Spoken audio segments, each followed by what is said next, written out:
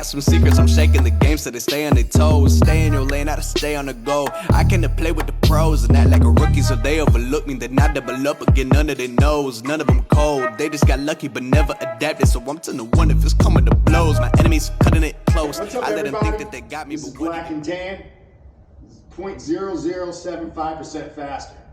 Paul always rides Black and Tan tires, and he swears that they're 0.0075% faster. That's what I tell people, and they actually believe me. Right, and that's half the battle. Why don't you introduce our guest? Yeah, so this is Andrew Strohmeyer. Andrew is the son of our business partner here at Patapsco Bicycles, as well as being probably the baddest cyclocross rider I've ever had the pleasure of meeting and knowing. Two-time national champion, Pan Am game national winner, and at one point ranked in the top 2 or 5, let's just say 5, in the world in at U19? Yeah, Juniors. So in the world. So now you can ask me the question: Is Black and Tan? Is Black and Tan tires? Are they First, do you ride Black and Tan tires? I ride Black and Tan tires. So you know, his results kind of speak for themselves. I'm not saying that he wouldn't have won without Black and Tan tires, but he did with Black and Tan tires. Black and Tan. There's something stylish about a Black and Tan tire. It goes with just about every bike. So why don't you tell us a little bit about yourself? Like I watched you grow into cycling. When you were just getting into it, your dad had just partnered up with the Patapsco Bicycles, and I remember building a custom bike for you, and that mountain bike with the 24-inch wheels with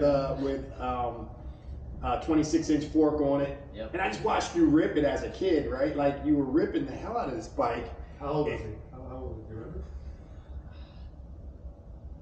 10? 10? Yeah, 10, 12, something like that. Yeah. Definitely And- was my first bike. And you know, he just, you could already tell that bike handling skills, he already had that. He already had that special thing, right? It's like a button or a switch you can turn on and off in some people. And some people have it and some people don't. Some people never get it. You can't even learn how to do it. It's either in you or it's not. You can either figure it out and turn that switch on, or you don't, right? And you can already tell, like, when I was talking to Paul earlier, I was telling him that your dad gave you the ability to build ramps in the backyard and learn those skills at an early age that a lot of people don't get to learn. You know, maybe coming from a BMX background, you can learn some, but just playing around with your buddies in the backyard with Jake Mueller, yeah. Yep. Who would actually push you to do crazier and crazier things. Yep. You know, they would just push the boundaries, and they would push each other and push each other. You didn't win your first bike race. Oh no. Oh no. We were talking about that beforehand, because I went back and looked at your cross results. Yeah. And I go, let me go back. And so the original question was, hey, when you got your start, you're racing. What was it like for you? Why are you in it now? Why are you winning national championships? But let's go back to when you were 10. Yeah, I mean, I just remember going out to the races and watching my dad race, and we go out every weekend, and I'd just ride around with some of the kids who were racing, but I wasn't racing. And then one day it was like, okay, we'll go try this.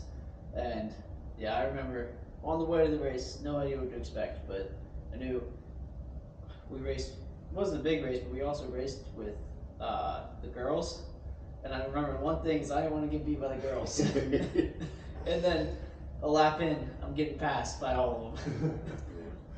But I don't know, even though I was last in that race, still had so much fun doing it that I just kept going to more and more races.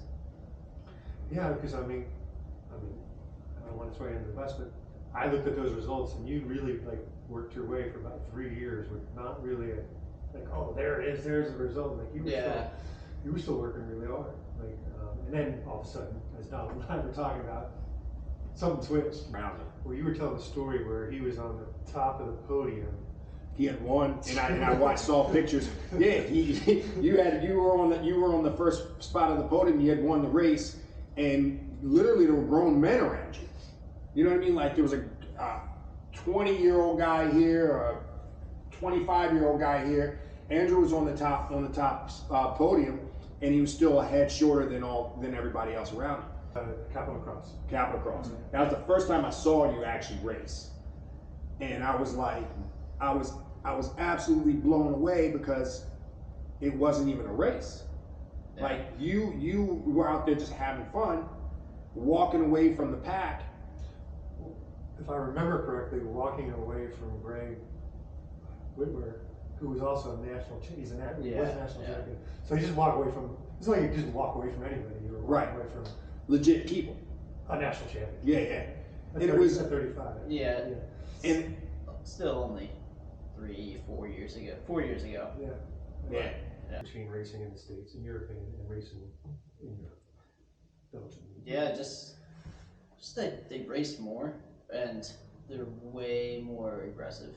So those guys overseas, they want to win at all costs, and they every week they go as hard as they can to win. And then it's kind of interesting.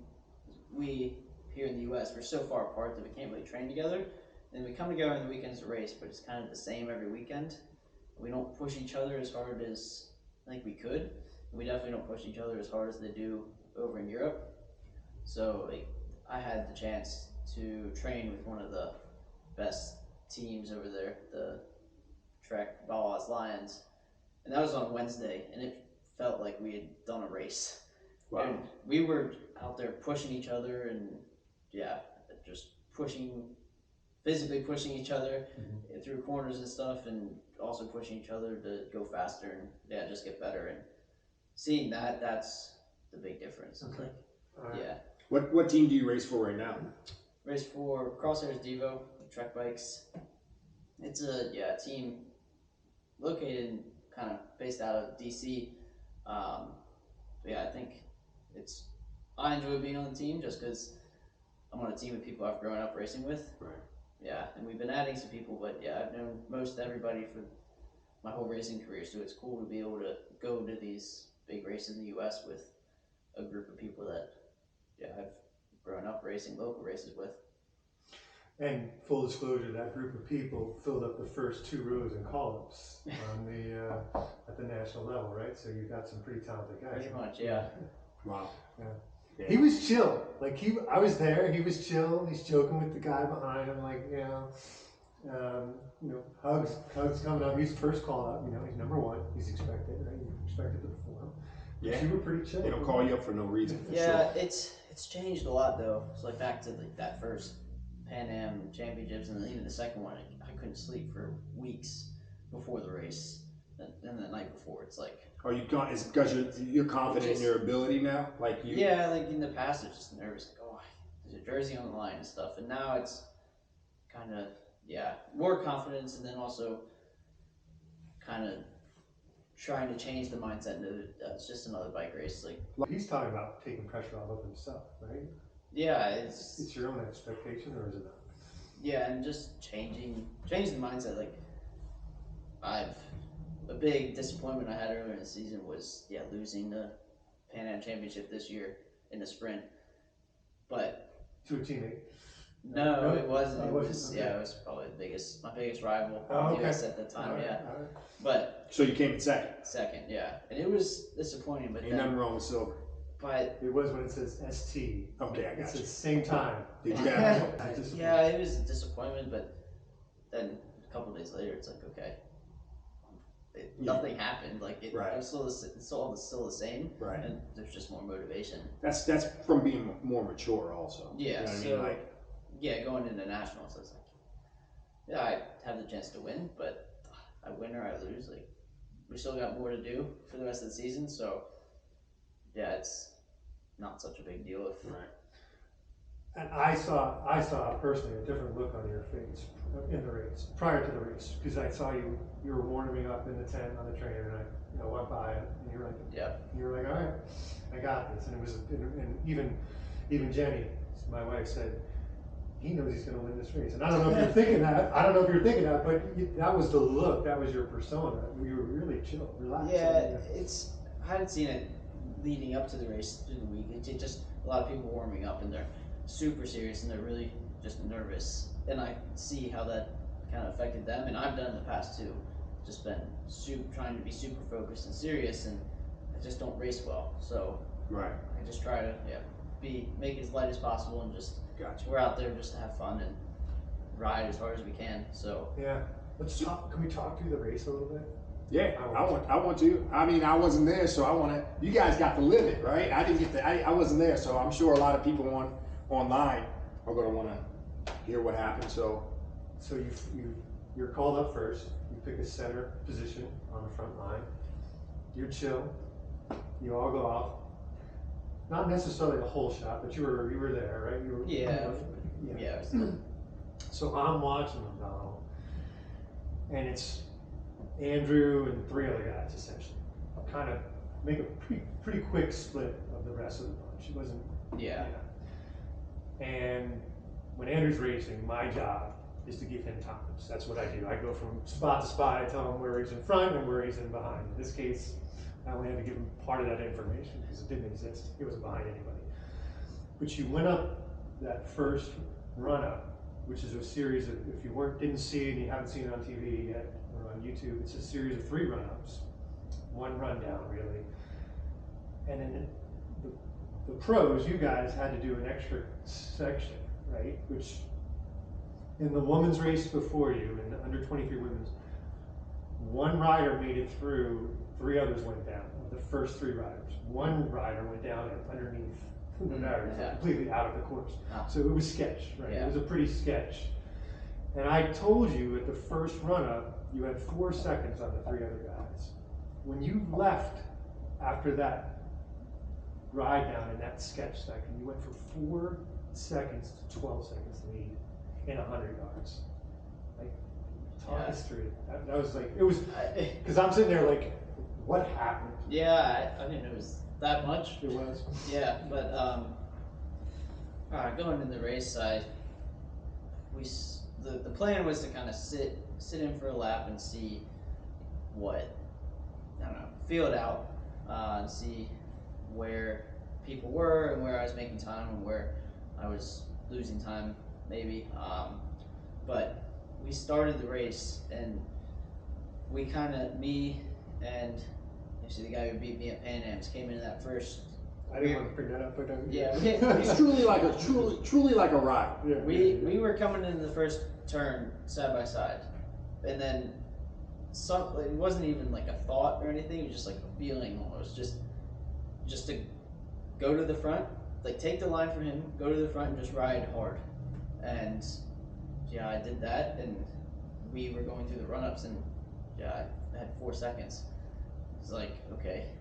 All right, is there parts of the race where you're like, I know I'm better at this than the rest of them, and this is what I'm going to push. This is where I'm going to push it super hard because I'm either going to make them make big mistakes for trying to keep up, right? Or I'm going to get a gap. It's hard to tell. I think it's definitely made somewhat of a difference in that race, but yeah, again, the person who won Pan Am's, he's a really good technical rider as well. He wins collegiate downhill races, and oh wow, in the past when racing him, I've tried to use my technical ability to get an advantage, and I just can't. Right. But I think this course, it was muddy enough, and yeah, the technical bits were hard enough that I was able to use that. Right. So he's out of that technical corner that you were talking about. He's now how many seconds up in front?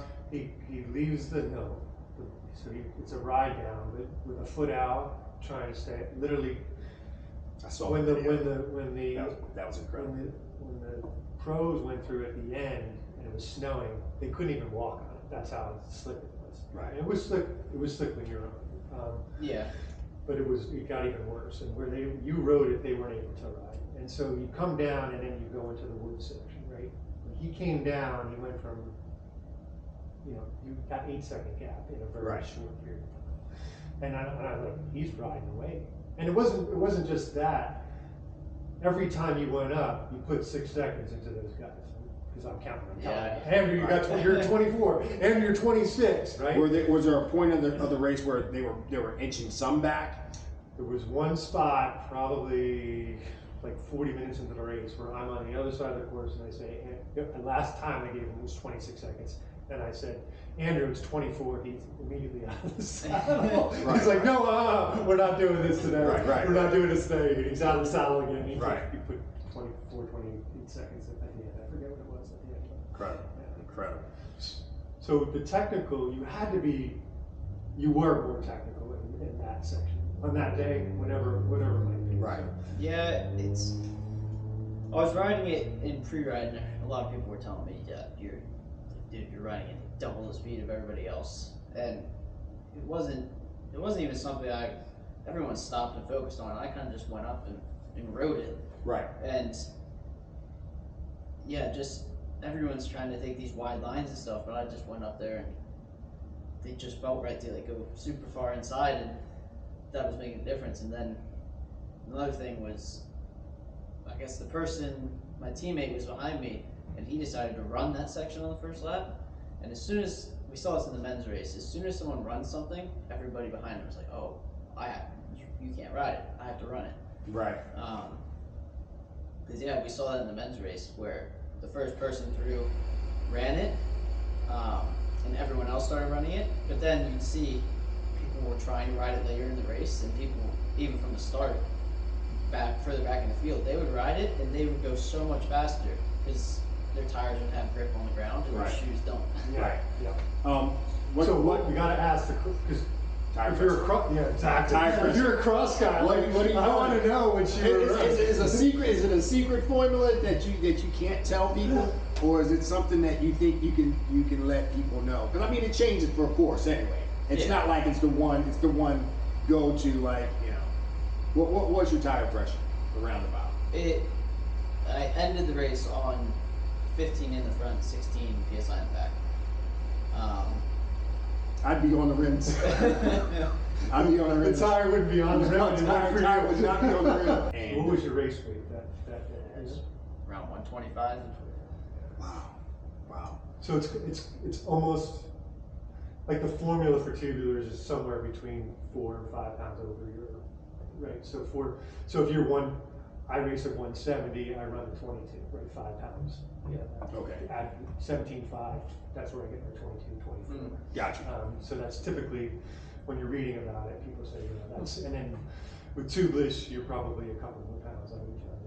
Do you always run at that low pressure? It varies. It's probably 10 psi difference. So from the lowest on like 12 and 13. If it's really muddy. You run at 12 and 13. Yeah. And then up to 23, 22 and 23 on a really dry course. Where do you want this to take you? Besides bring Donald to Jersey because he wants it. Yeah, dog. I'm not even joking.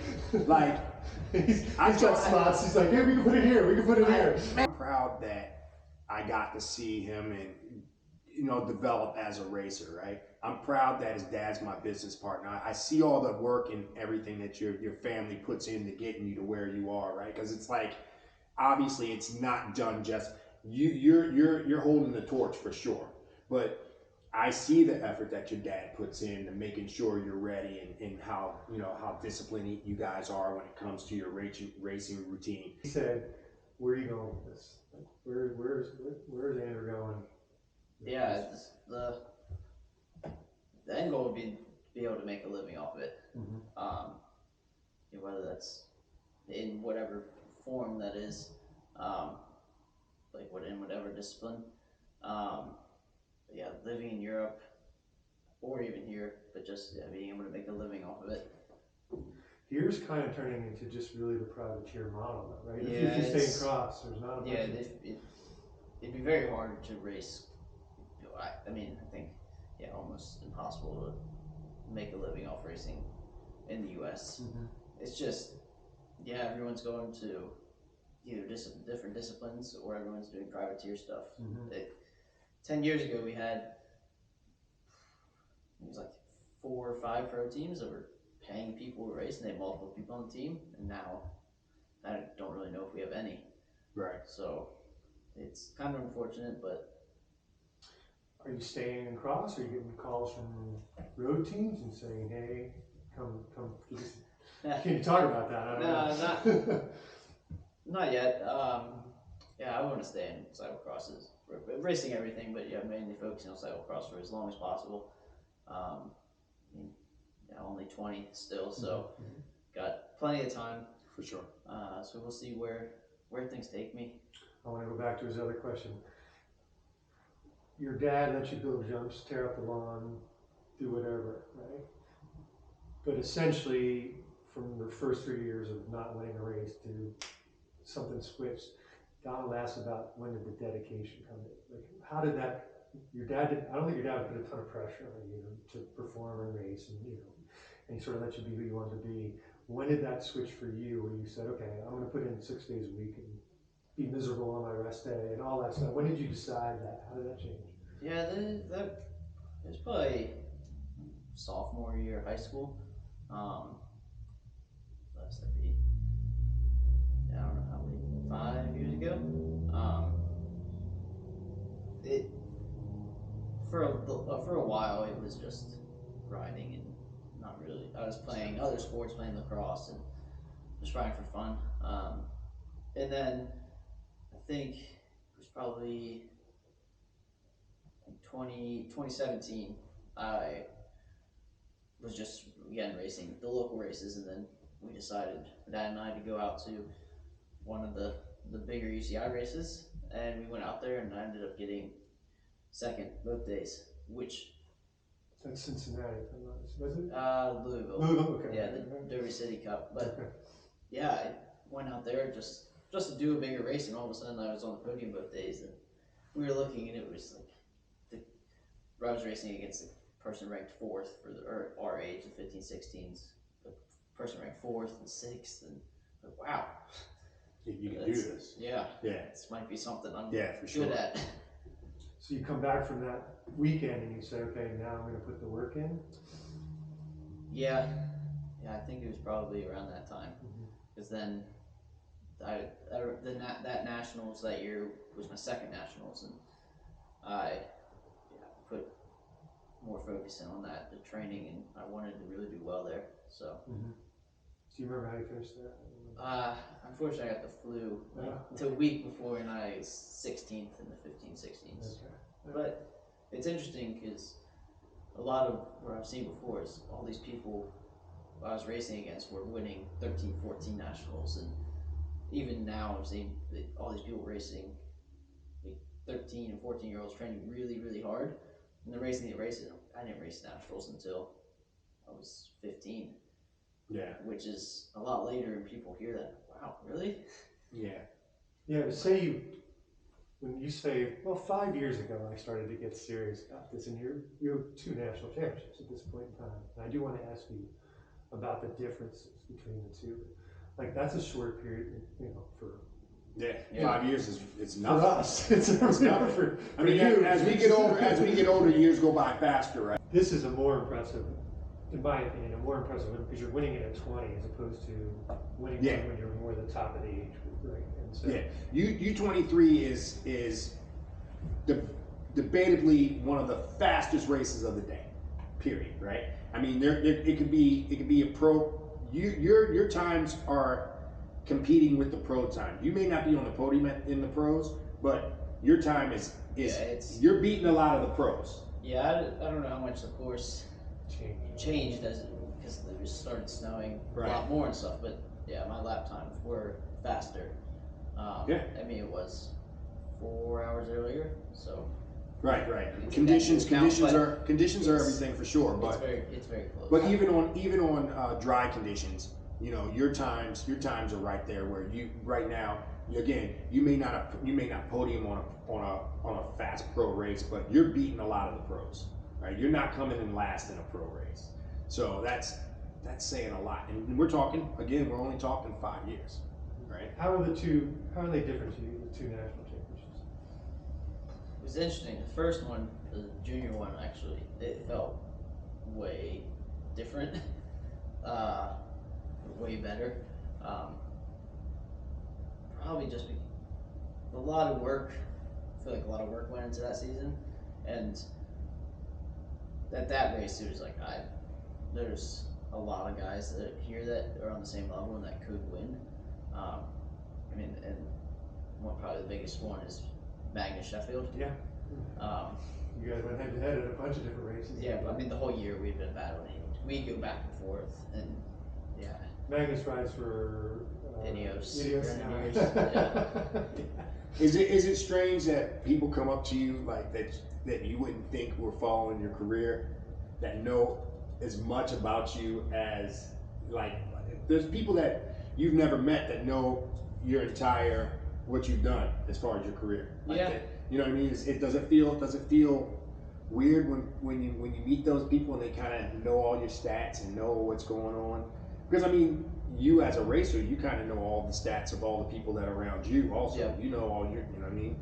But for someone that's like me or Paul or something, to be like, all right, yeah, we kind of know, we know who you are. I know who he is, right? You've made a name for yourself at that point. Yeah, it's a really cool feeling. That's cool.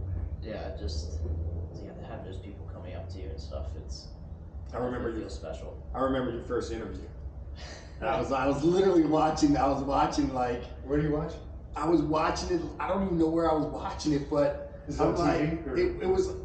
It was after his race. I went to. I just looked up the race results, and there was a video clip of Andrew being interviewed, and I'm like, Of this year? Or oh, this was Yeah. years ago. This was years ago. This is like 4 years ago, and I'm like, man, Andrew's being interviewed. Like it was a television. I think it was like a reporter and everything. It was really really cool. It was really cool. That's when I think I was like, oh shit, he's on to something, right? But like I said, growing up watching him grow up, and we laughed earlier and said, it went from Andrew, wait up for Andrew. Hey, hold up, me, your dad, and everybody, we would all be riding, and we'd be like, well, hold up, wait up for Andrew. Let's make sure Andrew's good. And it went from, in a year's time, it went from wait up for Andrew to Andrew, wait up for us at the next crossing, right? Don't leave us. And it was crazy to watch how he progressed from here to here, faster than anybody I had seen up until that point. Worlds is when? February 4th and 5th, I think. Okay. And you're going to race U23 at Worlds. Will you race U23 all the way up, or you'll do some men's races too? I'll race U23 at the races where they have U23 races. Okay. All right. And then, some of the races. So like that first race I do when I get to Europe is an Elite World Cup. So that's going to be tough racing. What's your favorite course over there so far? I know you haven't raced all of them, but what's your favorite one over there? Namur. Is Yeah. One we don't get to race this year because they had the European Championships there, but it's the most technical course I've ever ridden. Then there's stuff on that course that I would ride a mountain bike on, and then other things that I wouldn't need. Like, if it wasn't on the course, I probably wouldn't ride it. You roll up to things at that course, and it's like I'm supposed to ride down that. Right, you need to see someone do it first, right? Yeah. I need to see someone. I need to see someone hit this first before I hit this. Yeah. With that being said, if you could ride, you said that's your favorite course. If you could ride, so the whole topic of today's discussion, before we knew that you were available to come up, was we were talking about dream vacation spots to ride. Like if you can go and ride anywhere, your bucket list. So if you could race anywhere, that sounds like that's your favorite course. But if you could just go riding, just to have a good time, be Andrew, not Andrew the racer, what would be your bucket list like spot to ride? That's tough. It depends if I'm riding a road bike or mountain bike. It's your bucket. It's your bucket. That's right. I really want to go ride mountain bikes up in like Washington and British Columbia. Yeah, I've been there. That's a good one. That's Yeah, a good one. that Trust riding me. is. That's sick. Whistler Sick. like style, or even farther west? Yeah, Okay. up there, All around right. there. Yeah. That's a great bucket list, man. That's like one of my top favorite places that I've ever ridden. Have you ridden Moab? No. Okay. Have you? Yes. Okay. Americans, how can we follow you in Europe? Like, how do we do it? Yeah, so there's a lot of different ways. So I try to post on Instagram. Okay. After And you're every on race. Instagram, you're Yeah, just Andrew.Strohmeyer. And then I should say the beast in between everybody. That's right. I would. I'm gonna throw that in there. And then there's a couple websites, Cyclocross 24. You can see results after all the races, as well as cross results. And then to watch them live, they're live. The World Cups are on Flow Sports, Okay. and then the other races are on GCN. Yep. The Race Pass or GCN Plus. I'm not sure what it is. All right. We're gonna ask our guests these rapid fire questions at the end of every. Let's do it. We're getting towards the end, so we're gonna ask. Let's do it. And I hope the guy sitting next to you is not the builder of it. But what was the first bike that you owned? I think it's some Trek 20-inch, or not even, but 16-inch. Yeah, just probably just a bike. Just a bike. Just a bike. Yeah, I don't know. Who taught you how to ride a bike? My dad. Yeah. Yeah, Do you remember how old you were? he's 4. Yeah, just riding around the driveway. Training wheels off and just go. I think it took a while. Alright. I don't think I was super quick. What is your? I know obviously you have a lot of cross bikes. What's your favorite bike to ride? Like when you have your zone 2, I just want to go out and remember what it's like to enjoy bike riding. Yeah. Having to do intervals. Well, I've ridden the same. I've ridden my cross bike or my training cross bike for the past couple months. I haven't ridden another bike, so yeah, that's the bike I'm currently riding. Okay. Is that your favorite bike to ride right now, or you? Yeah, because it's the only one I've ridden. Okay. I enjoy it. I mean, I always love just going to get on the mountain bike and going out, but yeah, just training. People should know that sometimes he'll arrive at a local race after having ridden on his training bike with a different wheel set, and then race the local race, win it, and then probably have to. Did they make you ride back, or did they give you a? Oh no, not that time. Okay. I was done. That was one of the hardest days I've done. Yeah. 3.5 hours to the race, and then the hour-long cross race. Yeah. That sounds like a local thing to do again. Bringing up Jeremiah. Jeremiah used to do that stuff all the time. Used to not have a ride. He used to not have a ride to the race. He'd ride his bike to the race, win the race, and ride home. Yeah. Here's a question from the audience. What's more challenging, road or mountain? To win, I'm going to say to win races for you. What's more challenging, win races on the road or the mountain?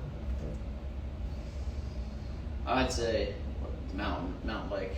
I mean, I'd like to throw cyclocross in there too. Yeah, that's that's a no-brainer, right? Like Yeah. you win, we know you do well on the cyclocross. yeah. I mean, I think cyclocross is probably one of the hardest disciplines, just because it's in the winter and it's just a full gas hour-long effort.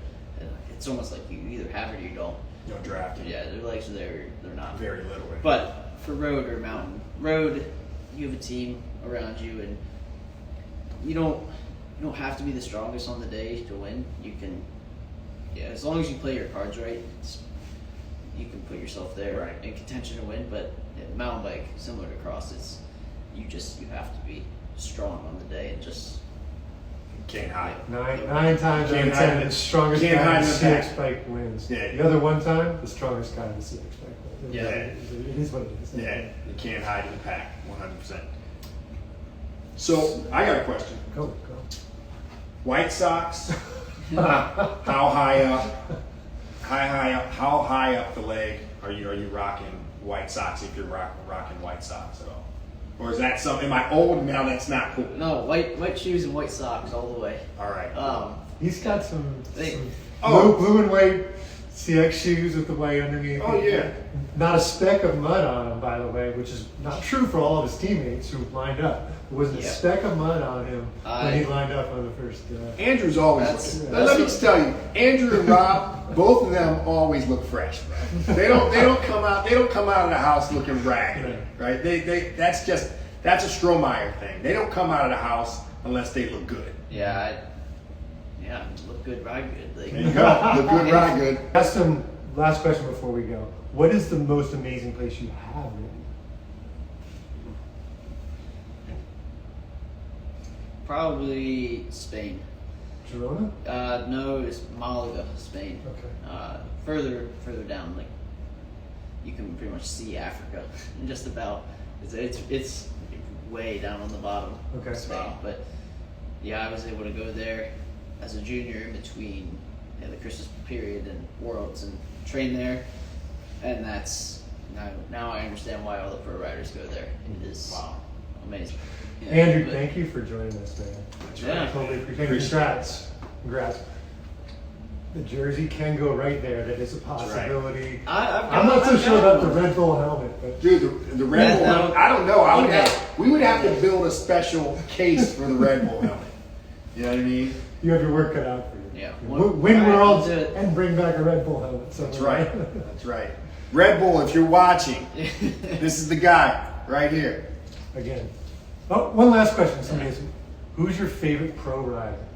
And then we'll call it Yeah, that's a really hard question. Yeah. People ask me all the time. It kind of changes though. I mean, you have Wout and Vanderpool, and those two are. I mean, and even Pidcock. It's just I don't like one of them more than the other. I just like watching. You like Love watching them ride. It's just when they show up to race, it is the vibe's completely different, and just watching them ride bikes is amazing. You've been able to watch him in person a couple times, huh? It's Handful of times. I see them come through on a cross bike, and they ride stuff that you don't even think's rideable, but way faster. And Right. it's like those. I look up to those guys. I'm like, I still have a lot of work to do. Well, there you go. That's Yeah, the way it just works. skills and strength. So Nice. Best of luck to you, bud. That's thank right. you. Be safe, win a lot of races, go fast. Right? Yeah. Yes. All right. Thanks for representing us, man. Yeah. Appreciate it. Thanks everyone for joining us. Thanks, guys. This is how it go. I got some secrets, I'm shaking the game so they stay on their toes. Stay in your lane, how to stay on the go. I came to play with the pros and act like a rookie so they overlook me, then I double up again.